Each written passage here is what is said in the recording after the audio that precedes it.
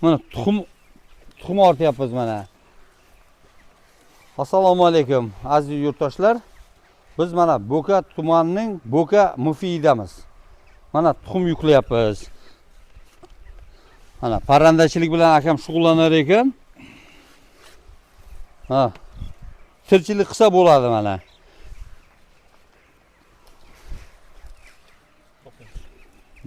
Ya bemalol nima qilavering aka, bemalol.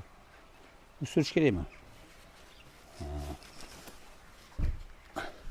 Mana ko'rsatavering. Chorvachilik, parrandachilik, dehqonchilikka zo'r joylar.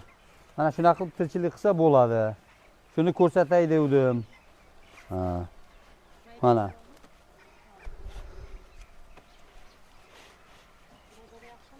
Aka, uni tepasiga qo'yiladimi bu?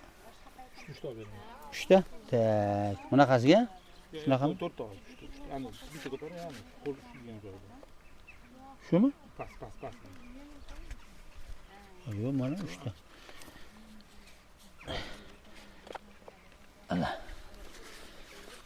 Ana. Ber.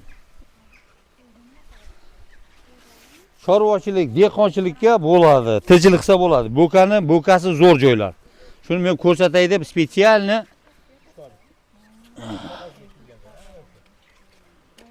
bunga ham sekreti bor ekan-da aka. Mana. Mana. Sekreti bor ekan buning. Mana. Likillab sinmaydimi aka bu? Men endi yuklayapman-da. To'xtam aka, sal nima qilib turay. Sekin yiqilib bo'lmaydi. Nariyam qo'lingizga nima qilib borishingiz kerak ekan-da. Mana. Cho'tki joylashtirib oling. Mana.